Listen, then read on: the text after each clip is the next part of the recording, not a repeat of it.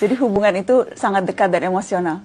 Ya, kita kalau dulu antara Malaysia dengan Sumatera, kita tidak terima sempadan. Sumatera diletak di bawah Belanda, kita British. Tapi orangnya tidak anggap ini mengasingkan negeri. Mereka biasa, orang Aceh umpamanya biasa ke Malaysia, dan orang Malaysia biasa ke Sumatera. Jadi itu keadaan lama. Tapi sekarang kita sudah jadi dua buah negara dengan pasport dan sebagainya yang dulu tidak ada. Jadi perhubungan asal memang ada kuat. Tapi masih sekarang ini pun masih dulu punya cerita. Sebab itu kita tak boleh memadamkan sejarah bahawa Portugis, Belanda, Inggeris datang kerana nak agama. Itu sejarah. Tapi kenapa mereka gagal? Sebab orang tua-tua kita pertahankan, perjuangkan. Baik itu sekali lagi hadirin hadirat, kita kena terima kasih ke orang tua-tua kita dahulu. 24 Ogos tahun 1511, ketika Portugis masuk ke Melaka, dia jajah Melaka selama 130 tahun. Bukan sekejap. Bukannya sebulan dua. Bukan 5 tahun. 130 tahun. Setelah Kesultanan Melayu Melaka berdiri gagah selama 110 tahun. Kuat dah, kita baru 62 tahun. Jangan act lah. Jangan act sangat. Melaka yang sebegitu gagah 110 tahun tombang dengan Portugis. Dijajah pula 130 tahun. Tapi adakah orang tua-tua kita ketika Portugis menjajah itu mereka pakat tidur beramai-ramai? Adakah mereka perangai macam kita main telefon siang malam pagi petang? Tidak. Orang tua-tua dulu tak pernah tidur. Tahun 1521 kita ucap terima kasih saudara-saudara kita dari utara Sumatera Utara, khususnya di Aceh, yang bertali arus membantu menyerang Portugis daripada Aceh. Tahun 1521, Sultan Ali Muhayyad Shah, Sultan Aceh pertama, dia serang Melaka. Serang tapi tak menang sebab Portugis ni kuat ketika itu. Datang pula Sultan Alauddin Al-Qahar, Sultan Aceh yang ketiga. Dia serang Melaka 3 kali. 1537 dia serang, kalah. 1547 dia serang guna kapal, pun kalah. Tahun 1564 dia minta bantuan dari kerajaan Turki Utsmani. Semasa itu kerajaan Turki Utsmani diperintah oleh Sultan Sulaiman yang merupakan Sultan Turki Utsmaniyah yang ke-10, minta tolong tapi gagal. Adakah Portugis terlampau kuat? Tidak juga. Portugis tak kuat. Tapi di kalangan orang Melaka ketika itu seronok kerja dengan Portugis. Jadi dia orang dah dapat gaji, ada allowance, ada pangkat, ada apa. Dia orang pula mempertahankan Portugis siang malam pagi petang. Jadi Portugis main wayang sajalah. Orang-orang kita yang berlawan sesama kita. Kemudian Sultan Ali Riayat Shah, Sultan Aceh yang ke-9, serang Melaka 3 tahun berturut-turut. 1573, 1575, 1577. Tapi tak menang, pembelot ramai. Sambung balik Dik Sultan Iskandar Muda, Sultan Aceh yang ke-12. Dia serang 2 tahun, 1615 dengan 1638. Hasil daripada serangan demi serangan bertali arus, akhirnya Portugis lemah. 1641, Belanda datang.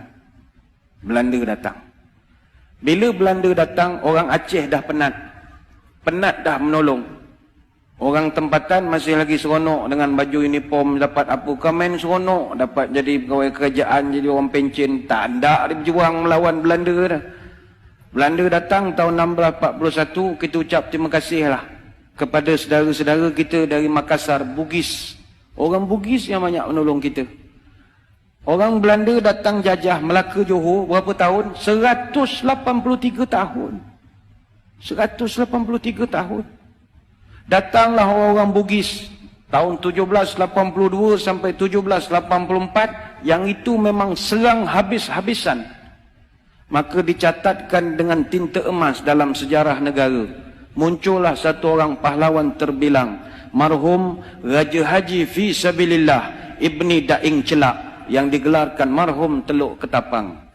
Bagi tuan-tuan di Selangor, kena kenangkan marhum Raja Haji Fisabilillah. Apa sebab? Dia ni yang di Pertuan Muda Kesultanan Johor Riau Lingga yang keempat. Dia Tengku Mahkota Raja Muda. Dan dialah abang kepada Sultan Selangor yang pertama. Sultan Selangor yang pertama namanya Raja Lumu bin Daing Celak. Raja Lumu ni ditabalkan dengan nama Sultan Salahuddin Shah. Memerintah Selangor 1745 sampai 1778. Kenapa adik dia yang jadi raja? Abangnya mangkat awal. Kenapa abangnya mangkat awal? Mangkat di Kota Melaka.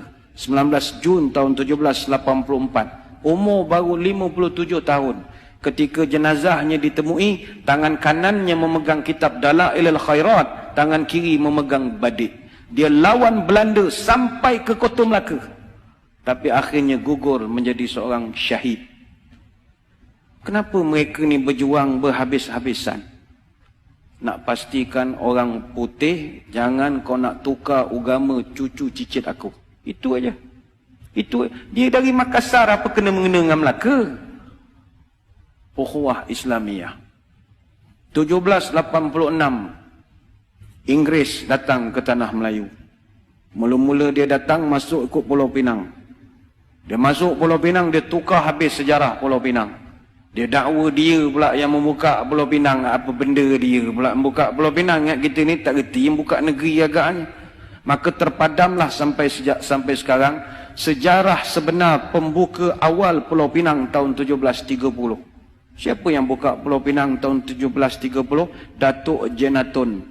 Datuk Jenatun ni atau nama sebenarnya Jenan bin Rajo Labu bin Rajo Gandam bin Rajo Manguyang dari Gunung Sahilan bin Rajo Kuoso bin Rajo Bakilap Alam Bertegak Gelar Tunku Bagaiwang yang pertama, Raja Alam Minangkabau. Mak dia putih sangat Indo Dunia. Orang Pagaruyuang, orang Sumatera yang membuka Pulau Pinang. Tapi sejarah itu dipadamkan dengan kemasukan Inggris. 88 tahun kemudian dia tipu pula orang Melayu. Tahun 1874 menerusi perjanjian Pangko yang penuh dengan muslihat. Akhirnya orang putih jajah negara kita berapa tahun? Bukan 10 tahun, 117 tahun. Tapi adakah nenek moyang kita tidur? Tidak. Bangkit satu persatu. Dol Said, Rentap, Mat Saleh, Maharaja Lela, Tok Bahaman, Tok Janggut, Haji Abdul Rahman Limbung, dan senarai itu begitu panjang sekali. Apa rasional mereka berjuang? Allah. Sebab itu orang tua-tua wujudkan satu perkataan namanya merdeka. Merdeka ini simbolik daripada huruf mim, ra, dal, ya, kaf, alif. Merdeka. Mengikut Rasul dan yakin kepada Allah. Itulah merdeka. Mereka tahu mereka takkan dapat menengok hasil. Tapi kalau mereka tak berbuat sesuatu, malam ini mustahil boleh azan 5 kali sehari di bumi Selangor Darul Ihsan. Mereka berjuang siang dan malam. Sebab itu hadirin hadirat yang dirahmati Allah sekalian. Perjuangan orang tua-tua ni kita kena terima kasih. Mereka berjuang lagi dan lagi dan lagi dan lagi dan lagi dan lagi dan lagi dan lagi dan lagi sampai kita tidak ada lagi. Adapun anak cucu dia, apa perjuangan dia untuk agama dan tanah air? Yilek. Tak ada. Yang dia fikir perut dia, anak-anak dia dan main handphone siang malam. Itu sajalah kerja. Tak ada. Ni bukan orang sini, ni orang Kuantan. Orang sini semua bagus. Sini semua fikir masalah umat semua. Kang keluar video marah pula orang Kuantan. Orang Afrika.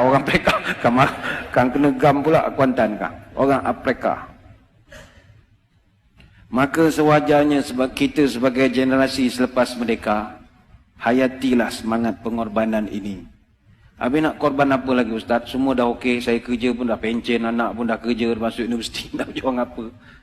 Marilah kita pertahankan kemerdekaan ini, khususnya mempertahankan kesucian akidah ahli sunnah wal jamaah. Sekarang ini zaman cabaran kita gugat akidah. Itu lain.